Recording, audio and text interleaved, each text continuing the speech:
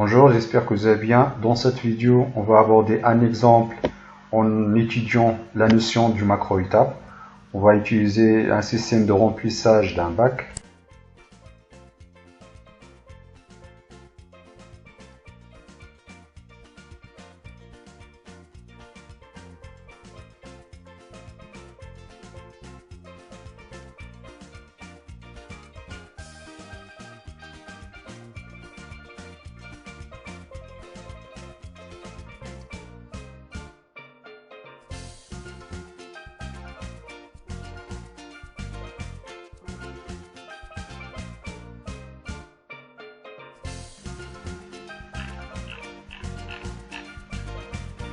Donc le système est constitué d'un réservoir et d'un bac. Le réservoir il contient un liquide et un mélangeur. Donc le mélangeur, pour contrôler la mise en marche et la mise en arrêt du moteur du mélangeur, en utilisant par exemple un démarrage direct, un moteur synchrone ou bien un moteur à courant continu. On a un bouton poussoir qui permet de lancer le cycle, le départ cycle, et une électrovin. Donc une électrovin, c'est un robinet commandé d'une façon électrique. Par exemple, si on envoie un signal tutorien, c'est-à-dire si on envoie un signal électrique 12 volts, donc on ouvre l'électrovin, puis on laisse passer le liquide. Lorsqu'on envoie un signal égal à 0 volts, donc on ferme l'électrovin. Donc c'est un robinet tutorien contrôlé par un signal électrique. Donc il y a la deuxième partie, donc il y a le bac. Le bac, il dispose de deux capteurs. Il y a un détecteur niveau bas, donc c'est un capteur tutorien. Donc soit il renvoie 0, soit il renvoie 1. Il y a un détecteur de niveau haut, donc qui indique la position haut du liquide. Ensuite il y a l'électro-22, donc l'électro-22 en vue 2. Donc soit il est dans la position ouverte ou bien la position fermée. Donc concernant l'évolution du système, donc au début donc dans la position initiale, il faut que le bac soit vide. Autrement dit, il faut que le détecteur de niveau bas BP dB égale à 0 et le départ cycle égale à 0. Une fois qu'on appuie sur le départ cycle, qu'on appuie sur le départ cycle, on met en marche le moteur du mélangeur pendant 20 secondes. Ensuite, donc, on ouvre l'électrovin 1, donc EV1 égale à 1, puis on ferme, on garde fermé l'électrovin V2, donc OV2 égale à 0. Donc lorsque le fluide atteint le niveau haut, donc le DH égale à 1, donc on ferme l'électrovin 1, donc OV1 égale à 0, puis on arrête le mélangeur, donc le mélangeur M égale à 0. Ensuite, on ouvre l'électrovin 2, donc OV2 égale à 1. Le bac se décharge du fluide. Donc lorsque le niveau du fluide atteint le BP, lorsque le dB égale à 0, donc on recommence le cycle.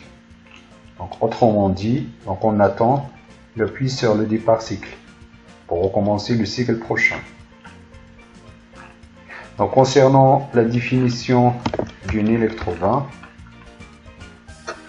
donc les vannes de réglage donc, sont des organes électromagnétiques comportant un orifice de dimension variable. Ils permettent le réglage des débits de fluide en fonction d'un signal analogique. Donc on distingue deux types de vannes en fonction de la consigne.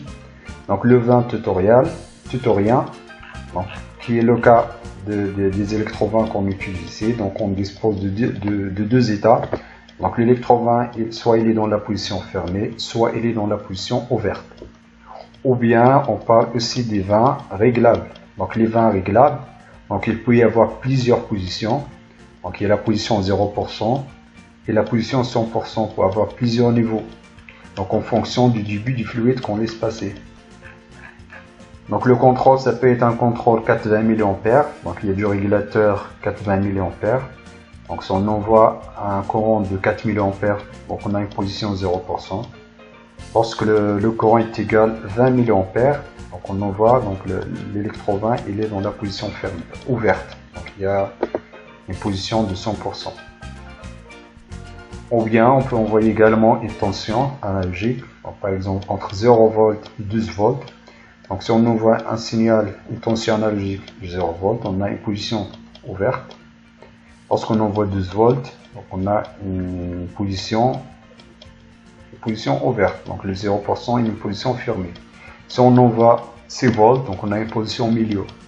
Donc on laisse passer 50% du fluide. Maintenant, on va passer aux entrées et les sorties de l'automatisme. Donc les entrées, on a un bouton poussoir de 10 particles. On a le détecteur de niveau bas, de niveau haut, du niveau bas, du bac. Donc le DP et le DH. Concernant les sorties, donc on a un moteur du mélangeur. Donc c'est un moteur avec un démarrage direct, un seul sens. Donc le moteur soit en marche, soit en arrêt. Il y a également les électro-20. Donc soit l'électro-20, soit il est ouverte, soit il est fermé. Donc le graph-set de l'automatisme. Donc dans la position initiale, donc ici on n'a pas présenté les actions. Donc les électro-20, donc toutes les sorties sont à l'état 0. Autrement dit, le mélangeur donc en état d'arrêt. Donc le V1 est fermé, le V2 est fermé. Donc lorsque le dB égale à 0, autrement dit lorsque le bac il est vide, donc le détecteur de niveau bas dB égale à 0, autrement dit le bac est vide. Donc lorsqu'on appuie sur le bouton poussoir des particles, on met en marche le mélangeur pendant 20 secondes. Donc on active l'étape 1 pendant 20 secondes. Lorsque le temporisateur 20 secondes est expiré, donc on active l'étape 2, puis on désactive l'étape 1.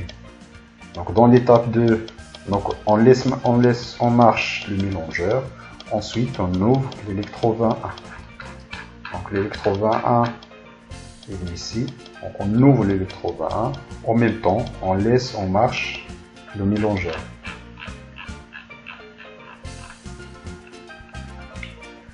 Puis on remplit le bac. Donc le bac, lorsque le niveau du fluide atteint le niveau haut du bac, donc on laisse encore tourner le mélangeur. Ensuite, on ferme, on ouvre l'électro-22. Automatiquement ici, on n'a pas présenté la sortie au V1, c'est-à-dire on ouvre l'électro-22, puis on ferme l'électro-21. Donc on ferme l'électro-21, ensuite on ouvre l'électro-22.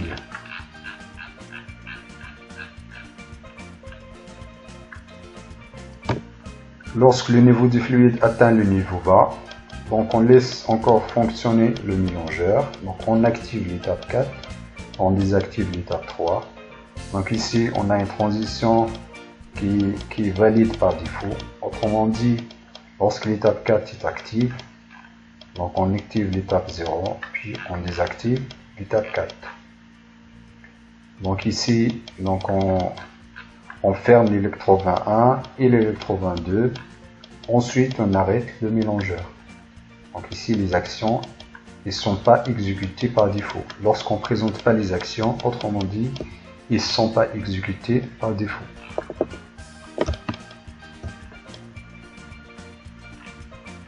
Maintenant, on va passer à la présentation des étapes 1, 2 et 3. Donc on remplace les étapes 1, 2 et 3 par une macro-étape 1. Donc la macro-étape 1, elle est activée lorsqu'on appuie sur le bouton poussoir des particles et le niveau dB égale à 0.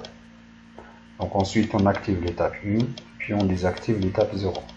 Lorsqu'on arrive à l'étape 3, lorsque l'étape 3 est active, et le dB égale à 1, donc on désactive l'étape 3, puis on active l'étape 4. Lorsque l'étape 4 est active, donc on active l'étape 0, ensuite on désactive l'étape 4.